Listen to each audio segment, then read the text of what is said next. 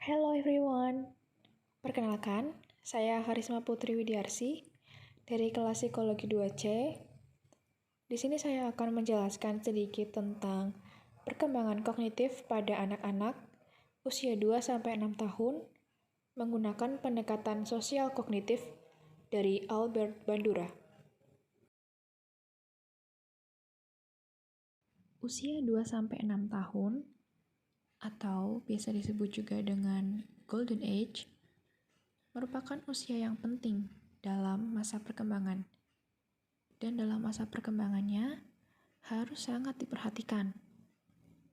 Orang tua harus memperhatikan beberapa aspek perkembangan yang terjadi pada anaknya.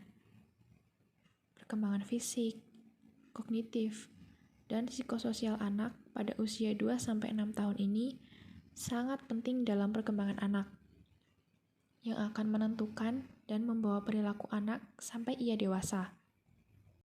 Nah, di sini saya akan menjelaskan perkembangan kognitifnya. Sebelumnya, kognitif itu apa sih? Perkembangan kognitif itu yang kayak gimana sih? Yang pertama, pengertian dari kognitif itu sendiri. Kognisi atau kognitif artinya kemampuan berpikir atau kemampuan menggunakan otak. Perkembangan kognisi atau perkembangan kognitif berarti perkembangan anak dalam menggunakan kekuatan berpikirnya. Dalam perkembangan kognitif anak, dalam hal ini, otaknya mulai mengembangkan kemampuan untuk berpikir, belajar, dan mengingat.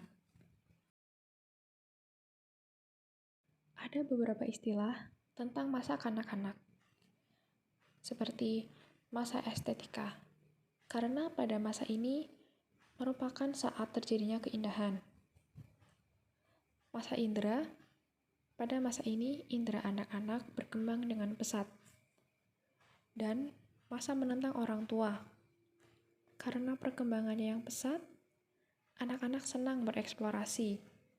Dan pada masa ini, anak memiliki sikap egosentris, bahwa dirinya memiliki kemampuan dan kehendak sendiri, yang kemudian disebut dengan masa menentang. Ciri-ciri masa kanak-kanak awal atau usia 2-6 tahun secara umum yaitu usia bermain, usia prasekolah, belajar berkelompok, menjelajah dan banyak bertanya, serta meniru dan kreatif. Selanjutnya, kita masuk ke teori sosial kognitif dari Albert Bandura. Menurut Bandura, proses mengamati dan meniru perilaku dan sikap orang lain sebagai model merupakan tindakan belajar. Teori Bandura menjelaskan bahwa perilaku manusia dalam konteks interaksi timbal balik yang berkesinambungan antara kognitif, perilaku, dan pengaruh lingkungan. Sebagian besar dari yang dipelajari manusia terjadi melalui peniruan atau imitation dan penyajian contoh perilaku atau modeling.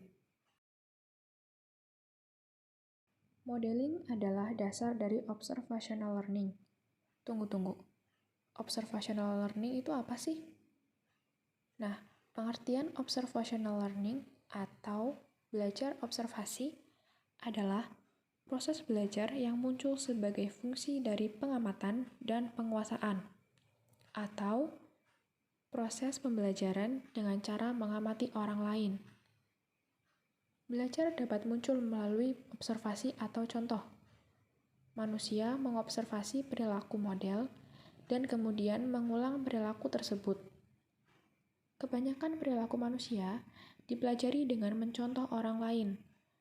Misalnya, kemampuan bicara anak dipelajari dari mendengar kata atau kalimat yang diucapkan oleh orang tuanya. Modeling meliputi proses kognitif dan tidak hanya melakukan imitasi. Jadi, modeling dan imitasi ini adalah dua hal yang berbeda ya. Jangan salah.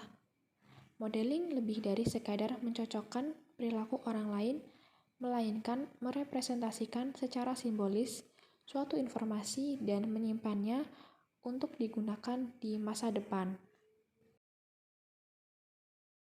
belajar mengobservasi itu ada prosesnya nggak sih? Tentu ada. Observational learning atau belajar mengobservasi ada prosesnya, yaitu yang pertama, attentional process atau perhatian. Jadi, di sini si anak memperhatikan perilaku model untuk mempelajarinya. Yang kedua, retentional process atau retensi, yang artinya menyimpan. Maksudnya di sini, setelah memperhatikan, si anak merekam dalam ingatan atau menyimpan peristiwa yang diobservasi. Yang ketiga, production process. Artinya, setelah memperhatikan model dan mempertahankan apa yang telah diobservasi, kemudian si anak memproduksi perilaku tersebut.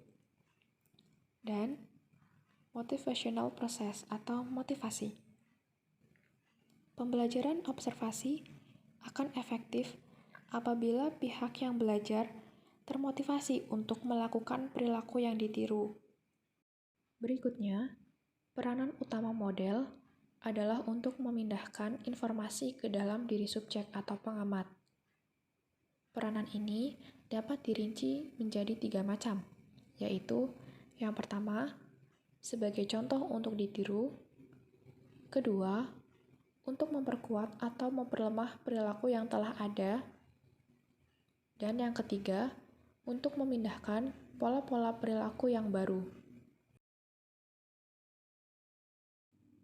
Berkaitan dengan pembelajaran atau modeling, terdapat 3 macam model, yaitu yang pertama, life model, adalah model yang berasal dari kehidupan nyata.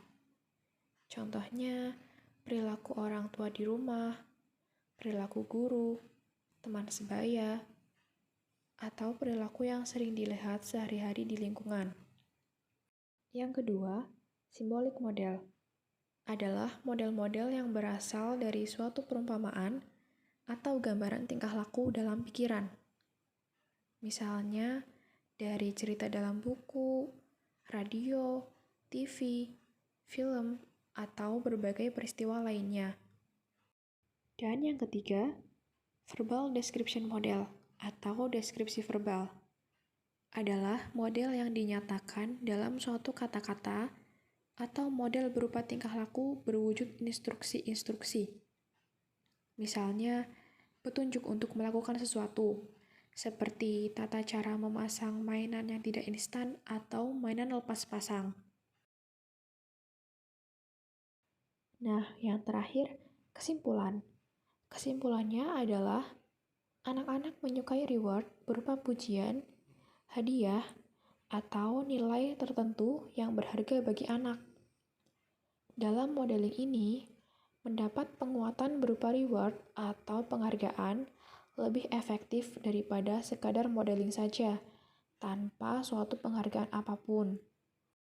Atau, jika model melakukan tindakan yang berkonsekuensi negatif, maka kecenderungan anak akan berkurang perhatiannya.